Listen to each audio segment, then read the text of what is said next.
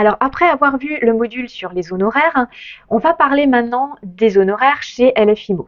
Donc je viens de vous le dire dans le module sur les honoraires, le principe au niveau de la réglementation, le principe c'est la liberté des honoraires. Chaque agence peut choisir librement ses honoraires. On va voir quels sont les honoraires qui ont été choisis par LFIMO. Je vous rappelle aussi qu'on a quand même une contrainte qui est qu'on est un réseau de mandataires où tous les mandataires travaillent sous une seule carte T, une seule carte d'agence immobilière qui est au nom donc de la société La Fourmi. Et du coup, la loi, elle prévoit, la réglementation prévoit qu'une seule carte, c'est un seul tarif. Ce qui veut dire que tous les agents commerciaux qui travaillent sous LFIMO vont avoir l'obligation d'appliquer les tarifs LFIMO. On ne peut pas avoir un tarif par agent commercial, ça c'est pas possible, en tout cas c'est plus possible. Donc je vais vous présenter les tarifs que vous retrouvez comme la réglementation nous y impose sur notre site, mais aussi sur nos mandats, un peu partout. Alors, donc voilà les honoraires LFIMO. Donc vous verrez, ils sont sur plusieurs pages, les honoraires se présentent sur 3 pages, ils sont assez longs. Qu'est-ce qu'on y trouve? Ils sont organisés en différents chapitres. On a un premier point qui est la vente d'immeubles à usage autre que commercial. Donc c'est le gros de nos ventes. Dès que vous faites de l'habitation, vous êtes dans ces tarifs-là. Ensuite, vous avez un deuxième point qui apparaît sur la deuxième page, qui est consacré à la vente de terrain. Pour la vente de terrain, le tarif est un peu plus court, on va le voir tout à l'heure. Ensuite, vous avez la vente d'immeubles ou de droits à usage commercial, en 3. En 4, la location à usage d'habitation. En 5, vous avez la location à usage professionnel ou commercial. Ensuite, vous verrez en 6, c'est les biens atypiques. On a nommé ça les biens atypiques. C'est un peu ce qu'on peut appeler aussi les biens de prestige. Par exemple, si demain vous vendez un château, vous allez éventuellement avoir des tarifs différents donc, qui seront précisés à cet endroit-là. Et le dernier point, c'est un mandat essentiel, qui est un mandat un peu particulier dont je vous parlerai tout à l'heure. Alors, je reviens à ma première page sur les honoraires, donc la vente d'immeubles à usage d'habitation. Donc qu'on soit sur la vente d'immeubles à usage d'habitation ou qu'on soit sur du commerce, du terrain, peu importe, je vous rappelle que aujourd'hui, la réglementation impose aux professionnels de l'immobilier d'afficher un tarif maximum. C'est-à-dire que toute cette grille, tous ces tarifs qu'on a là sur 4 pages, ça reste un maximum. Rien ne vous empêche de rentrer un mandat avec des honoraires plus bas. Par contre, ce qui n'est pas possible, c'est de rentrer un mandat avec des honoraires plus hauts. Si vous le faites, le mandat ne sera pas validé par le siège et donc vous ne pourrez pas publier, vous ne pourrez pas vendre derrière. Donc, c'est un maximum. Ce qu'on a cherché chez La Fourmi, c'est à vous offrir une palette la plus large possible d'honoraires pour que vraiment vous ne soyez pas coincé sur des dossiers, que vous ayez vraiment un éventail très large d'honoraires. Donc, on a créé 4 mandats qui apparaissent donc dans le tableau que vous avez sous les yeux. On a le mandat Alliance, on a le mandat Sérénité, le Tranquillité et le Confiance. Alors pourquoi 4 mandats? Eh bien, ces 4 mandats se justifient par l'existence de prestations différentes sur les différents types de mandats. Le mandat Alliance, c'est le mandat pour lequel on s'engage à faire un maximum de prestations. C'est pour ça que c'est là où on facture des honoraires les plus chers. Ensuite, le mandat Sérénité, on en fait un petit peu moins, il est un peu moins cher. Le mandat Tranquillité, on en fait encore un peu moins, c'est pour ça qu'il est encore un peu moins cher. Et le mandat Confiance, c'est le mandat le moins cher, avec du coup le moins de prestations. Donc les prestations du mandat Confiance, donc à chaque fois on détaille selon qu'on est en mandat de vente ou en mandat de location. Donc en mandat de vente, sur un mandat confiance, on s'engage à la prise des photos, on s'engage à la rédaction et la publication des annonces, à l'organisation des visites et à la reddition des comptes. La reddition des comptes, je vous rappelle que c'est une obligation légale, c'est prévu par la loi Hoguet. Ça veut dire quoi? Ça veut dire qu'on s'engage à rendre compte à notre mandant, à notre vendeur, du travail qu'on accomplit sur son bien, dans le cadre du mandat qui nous a été confié. Donc voilà pour le mandat confiance. Le mandat tranquillité, qui est un peu plus, pour lequel il y a un peu plus de prestations parce qu'on facture aussi des honoraires un peu plus élevés. Donc le mandat tranquillité, on a les mêmes prestations que le mandat confiance, c'est ce qui figure ici. Idem mandat confiance, plus prestations supplémentaires comme il est un peu plus cher. On s'engage à l'organisation de rendez-vous avec le client pour analyser les comptes rendus de visite et adapter la stratégie commerciale. Voilà pour le mandat tranquillité. Ensuite, le mandat sérénité, qui est encore un petit peu plus cher en termes d'honoraires. Même prestation que le mandat tranquillité, plus du conseil pour la mise en valeur du bien et un retour sur les statistiques des sites d'annonces. Et enfin, le mandat Alliance, qui est le mandat pour lequel on facture les honoraires les plus élevés. même prestation que le mandat sérénité, plus on s'engage à faire un retour sur les opérations de commercialisation et analyser ces retours avec le client au moins tous les 10 jours. Voilà, donc on est sur 4 mandats différents. Pour ces 4 mandats, on affiche des prix différents qui se justifient par les prestations qui y sont attachées. Alors vous voyez que dans la première colonne du tableau, cette première colonne, elle est consacrée au prix de vente. On va prendre un exemple. Donc, je me retrouve face à un vendeur qui me dit qu'il souhaite 150 000 euros. On est d'accord que ce que le vendeur souhaite, ça va être son prix net vendeur, ce qu'il aura dans sa poche à la fin. Donc là, je vous renvoie à ce qu'on a vu dans le module précédent. Vous vous souvenez que selon qu'on était en charge vendeur, en honoraire charge vendeur ou en honoraire charge acquéreur, ce qu'on appelle le prix de vente, c'est pas le même. Là, dans ma première colonne, c'est bien le prix de vente. Donc le prix de vente, si je suis en charge acquéreur, mon prix de vente c'est quoi? On l'avait vu dans le module précédent sur les honoraires. Quand je suis en charge acquéreur, mon prix de vente là ce serait 150 000. Et les honoraires viendront ensuite en supplément du prix de vente. Mais le prix de vente qui figurera dans le compromis c'est 150 000. Donc dans ma première colonne, si je suis en charge acquéreur, je vais voir le prix de vente. La ligne 150 000, c'est donc entre 140 et 160. Et j'ai des honoraires de 13 000 euros si je suis en mandat alliance. On va dire qu'on prend en mandat alliance. Maintenant, si je suis en charge vendeur, ce qui, on va le voir tout à l'heure, est le cas de la grande majorité des mandats à la fourmi, si je suis en charge vendeur et que mon vendeur me dit qu'il veut 150 000, en charge vendeur, ce que veut le vendeur, c'est-à-dire son net vendeur, c'est pas le prix de vente. En charge vendeur, mon prix de vente, c'est ce que veut le vendeur auquel j'ai rajouté mes honoraires. C'est ça qui figurera dans le compromis. Donc, c'est pas 150 000, mais c'est 150 000 plus mes honoraires, ce qui aura dans le compromis, dans le paragraphe prix de vente. Donc, je vais voir, je vais faire des simulations, je vais tester. Si je vais dans la ligne entre 140 et 160 000, j'ai 13 000 d'honoraires. Donc, ça ferait un prix de vente dans le compromis qui serait de 150 plus 13 000. Donc, dans mon compromis de vente, prix de vente, j'aurais 150 plus 13 000, donc j'aurais 163 000. Donc, on voit que 163 000, je déborde vu que je suis sur la tranche 140-160, donc je vais tester la tranche d'en dessous, 160-180 000 avec une commission de 14 000 euros. Donc là, si je reprends mes 150, j'y mets les 14 000 euros d'honoraires, j'aurai dans mon compromis et dans mon acte de vente un prix de vente qui sera de 164 000. Donc je suis bien dans la bonne ligne parce que j'ai un prix de vente sur mon mandat et dans le compromis et l'acte de vente qui sera de 164 000 chez LF IMO, 164 000 en mandat alliance, ça fait 14 000 euros d'honoraires. Alors ça peut faire une gymnastique un petit peu compliquée parce que comme dit, c'est toujours bien le prix de vente et pas le net vendeur que je dois utiliser pour calculer mes honoraires. Pour vous éviter de faire cette gymnastique, on va le voir juste après, je vais finir sur les honoraires et après je vous montrerai. Sur l'extranet, on a une calculatrice qui va vous permettre en fait de pas faire ce calcul, de pas faire cette gymnastique, de juste saisir le montant et vous trouverez directement les honoraires. Ça vous dira directement quoi mettre dans votre mandat. Voilà donc pour les honoraires qui sont relatifs à l'habitation, à la vente d'immeubles à usage autre que commercial. Donc c'était mon petit 1. Ensuite, le petit 2, c'est la vente de terrain. Donc la vente de terrain, c'est plus simple parce qu'en fait, on n'a qu'une seule ligne, c'est un pourcentage sur la globalité du prix. Voilà. Encore une fois, c'est toujours sur le prix de vente. La base de calcul, c'est toujours le prix de vente. Donc attention, selon que vous êtes en charge acquéreur ou charge vendeur, le prix de vente, c'est pas le même.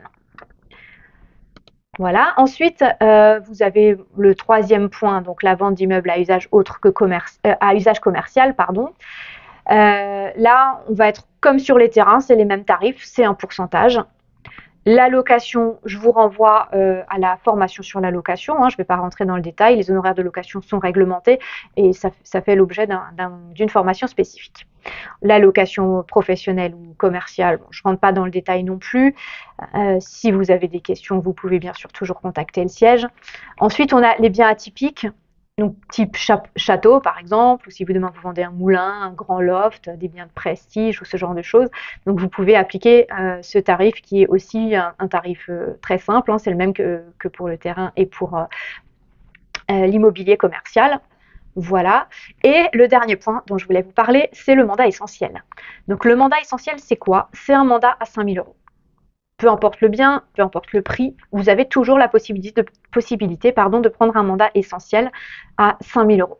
Donc ça vous permet, par exemple, si vous vendez un bien d'un petit montant, si demain vous vendez, je ne sais pas, un appartement à 45 000, eh bien vous pouvez prendre un mandat à 5 000 euros. C'est le mandat essentiel. Donc on détaille aussi les prestations du mandat essentiel en dessous. Voilà, je vous invite à prendre connaissance dans le détail de nos tarifs que vous trouvez à la fin de tous les mandats. Bonjour à tous, c'est Quentin chez LFIMO. Je me permets de vous couper dans cette formation animée par Pauline, tout simplement pour vous dire que les évolutions chez LFIMO arrivent plus vite que le montage de la vidéo. Vous avez désormais la possibilité de facturer les études de marché. Je vous invite à prendre connaissance des tarifs et je vous rappelle bien sûr que ce sont des maximums. Je vous souhaite une bonne fin de vidéo à tous. Donc voilà pour le contenu des tarifs chez LFIMO. Ensuite, une fois qu'on a fixé le montant des honoraires sur notre mandat, se pose la question de savoir qui c'est qui les paye, ces honoraires. Alors, eh bien, de base, si vous ne modifiez rien, chez LFIMO, les honoraires sont payés par le vendeur. Pourquoi on a fait ce choix? Parce que je vous rappelle que c'est un choix, on l'a vu dans le module précédent sur les honoraires en général. Je vous rappelle que la loi ne dit rien. Elle n'impose pas d'avoir des honoraires d'agence à la charge du vendeur ou des honoraires d'agence à la charge de l'acquéreur. On peut choisir ou l'un ou l'autre, mais il faut que ce soit clairement précisé dans le mandat. Donc chez LFIMO, on a choisi le vendeur. Pourquoi? Alors, deux raisons importantes. Comme on l'a dit dans le module précédent sur les honoraires, vous avez la loi nous impose en fait nous impose des mentions obligatoires dans nos publicités qui sont différentes selon que les honoraires sont à la charge du vendeur ou la charge de l'acquéreur. Je vous rappelle que quand je suis à la charge de l'acquéreur, sur toutes mes publicités, je vais devoir indiquer le prix honoraire inclus, le prix honoraire exclu, les honoraires en pourcentage du prix et une mention comme quoi les honoraires sont à la charge de l'acquéreur. Maintenant, quand je suis à la charge du vendeur, je n'ai pas 4 mentions, j'en ai que 2. Je dois mentionner uniquement le prix de vente et mettre une mention comme quoi les honoraires sont à la charge du vendeur. Donc c'est beaucoup plus soft en matière de publicité et du coup quand je suis en charge vendeur, sur mon annonce, je ne fais pas figurer le montant de mes honoraires. Alors que quand je suis en charge acquéreur, j'y suis obligée. Donc le fait d'être en charge vendeur, ça présente déjà cet avantage, l'avantage de ne pas publier nos honoraires. Deuxième avantage qu'on a aussi évoqué dans le module précédent, c'est le financement. Donc, je ne sais pas si vous vous souvenez, je vous disais que quand vous avez un acquéreur qui n'a pas du tout de fonds propres, qui fait un prêt pour la globalité, il n'y en a pas beaucoup, mais on peut encore en avoir, il fait un prêt pour la totalité sans apport. Je reprends l'exemple que j'avais pris tout à l'heure dans l'autre module. S'il a j'ai un net vendeur sur ce dossier-là, sur cet exemple-là, un net vendeur de 100 000 et j'ai 10 000 euros d'honoraires d'agence. Si je suis en charge vendeur, je vais avoir un prix de vente qui est de 110 000. Donc, net vendeur plus les honoraires d'agence. Dans mon compromis, j'aurai un prix de vente de 110 000. L'acquéreur qui n'a pas d'apport, il va demander à sa banque un financement à hauteur du prix de vente, c'est-à-dire 110 000. Ok, la banque lui accorde le financement. Deuxième cas, mon acquéreur qui n'a pas d'apport, mais sur un dossier où j'ai un mandat à la charge de l'acquéreur. Donc cette fois-ci, le prix de vente dans le compromis de vente, il n'est pas de 110 000, il est de 100 000. Plus, un peu plus loin, une clause qui prévoit des honoraires d'agence de 10 000 euros à la charge de l'acquéreur. Mais la clause prix de vente, elle est de 100 000. Et du coup, à la banque, je ne vais pas lui demander un prêt pour un prix de vente de 110 000, mais je vais lui demander un prêt pour un prix de vente de 100 000, plus pour une commission d'agence de 10 000. Et il y a beaucoup de banques qui refusent de financer les commissions d'agence. Alors même que je vais lui demander la même chose, le même montant, dans les deux cas, je lui demande 110 000 quand je suis en charge vendeur et quand je suis en charge acquéreur. Mais quand je suis en charge acquéreur, c'est un prix de vente plus une commission d'agence. Et ça peut être bloquant. Donc, c'est quand on n'a pas d'apport, un acquéreur qui n'a pas d'apport, le fait d'être en charge vendeur, ça peut éviter des blocages au niveau du financement. Alors, donc de base, je vous disais, on est en charge vendeur. Ça figure sur la page 2. Juste en dessous des honoraires, il y a écrit « Les honoraires sont à la charge du mandant ». Donc de base, si vous ne modifiez pas, ce sera comme ça. Maintenant, vous avez la possibilité de le modifier. Si vous le modifiez, comment ça se passe? je vous projette un exemple là. Donc, vous avez le prix de vente. Donc là, on a un exemple de prix de vente qui est un prix, du coup, sur notre mandat, on va mettre la globalité, c'est-à-dire on va mettre le net vendeur plus les honoraires. C'est pour ça que derrière, on a rajouté la mention honoraires à la charge de l'acquéreur inclus. Parce que normalement, dans le prix de vente, vous le savez, en charge acquéreur, hein, je mettrais juste 12 millions. Et là, on a mis la totalité, parce pour que ce soit plus clair pour le mandant qui nous signe le mandat, hein, on a mis la totalité, prix de vente plus honoraires, mais du coup, on rajoute à la fin honoraires à la charge de l'acquéreur inclus. Et ma case sur les honoraires, où j'ai ma commission d'agence, et en dessous, cette rémunération sera à la charge du mandant. Et bien là, je barre du mandant, parce que ce n'est pas le cas, ce n'est pas le vendeur qui va payer, et je remplace par de l'acquéreur. Cette rémunération sera à la charge de l'acquéreur. Donc n'oubliez pas, dans ce cas-là, à la fin de votre mandat, il y a une petite case mots rayés nuls. Donc là, vous avez barré du mandant, donc il faudra mettre qu'il y a 2 mots rayés nuls. Voilà. Je vous rappelle encore juste une dernière chose qu'on avait aussi évoquée dans le module précédent sur les honoraires, c'est que dans ce cas-là, quand vous faites un mandat charge acquéreur, vous pouvez le faire n'importe quand, mais par contre, si vous savez que vous avez un vendeur qui est surendetté, là, vous avez très fortement intérêt à le faire. C'est fortement conseillé de faire ce dernier mandat à la charge de l'acquéreur pour éviter de ne pas être payé. Si jamais les dettes devaient être si une fois que les dettes sont payées, il ne reste plus rien sur le prix de vente pour payer les honoraires d'agence, eh bien, vous risquez effectivement de ne pas être payé en étant en charge vendeur, alors qu'en charge acquéreur, l'acquéreur, du coup, de base, normalement, il est solvable. Bonjour à tous, c'est de nouveau Quentin chez LF IMO. Lucie, qui est votre outil métier, est mis à votre disposition. Et nous souhaitons qu'il soit simple d'utilisation. C'est pour cela que nous avons décidé d'améliorer la rédaction des mandats charge acquéreur. Vous pouvez désormais cliquer sur un mandat papier sur Lucie, choisir la charge acquéreur et vous n'avez plus qu'à télécharger le mandat que vous souhaitez appliquer. Une fois téléchargé, vous renseignez dans la partie honoraires inclus 100 000 € dans cet exemple, avec une commission de 10 000 € dans la partie honoraire du mandataire, ce qui fera un total de 90 000 € honoraires exclus. Ce que je viens de vous dire est valide pour les mandats papier. Pour les mandats électroniques, cela est beaucoup plus simple. Vous avez juste à déplacer le curseur à droite ou à gauche si vous souhaitez mettre en place un mandat charge vendeur ou un mandat charge acquéreur. C'est promis, je n'interviendrai plus dans cette vidéo, mais force est de constater que les évolutions chez LF IMO interviennent très fréquemment. Donc nous devons adapter nos formations. Je vous souhaite une bonne fin de vidéo. Sur les honoraires, je vous l'avais dit, sur l'extranet, vous avez une calculatrice qui vous évite en fait de faire la gymnastique, d'aller voir dans la grille est-ce que je suis en charge vendeur, est-ce que je suis en charge acquéreur, du coup c'est quoi mon prix de vente pour bien cibler la bonne ligne de ma grille d'honoraires. Eh bien vous allez sur l'extranet, vous allez dans l'onglet dossier et vous aurez un petit bouton qui s'appelle calculatrice d'honoraires. Quand vous cliquez sur cette calculatrice d'honoraires, ça va se présenter de cette manière-là. Donc, pour utiliser cette calculatrice. Et donc, si je reviens à mon exemple précédent, où j'avais 150 000 net vendeurs, eh bien, si je suis à la charge acquéreur, je vais mettre mon curseur, mon petit bouton là, du côté acquéreur.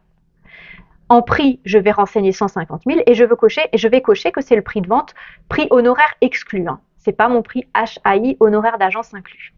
Je coche qu'on est bien sur un immeuble bâti à usage autre que commercial et j'arrive à des honoraires de 13 000 €. C'est ce qu'on avait trouvé ensemble quand on avait regardé dans la grille d'honoraires directement. Je fais la même chose en charge vendeur. Si je suis en charge vendeur, eh bien je vais juste déplacer mon curseur qui était du côté acquéreur, là je le mets en 100% vendeur. J'ai un prix qui est toujours de 150 000, sauf que là, ce n'est pas le prix de vente, hein, 150 000, je vous disais dans mon exemple, c'est ce que veut le vendeur. Donc c'est le prix net vendeur. Je coche net vendeur, toujours immeuble bâti à usage autre que commercial, et j'arrive à des honoraires de 14 000 €. Un prix total donc de 164 000. C'est ce qu'on avait vu ensemble tout à l'heure. Donc c'est juste pour vous dire que si vous ne voulez pas faire le calcul avec la grille d'honoraires, parce que voilà, ça peut être source d'erreur et C'est une gymnastique qui peut être parfois un peu complexe. Donc n'hésitez pas à utiliser la calculatrice sur l'extranet. Et encore une fois, je vous rappelle que c'est que des maximums. Là, ce que me dit la calculatrice, c'est que le maximum d'honoraires que je peux prendre en mandat alliance avec un net vendeur de 150 000, en charge vendeur, c'est 14 000 € d'honoraires.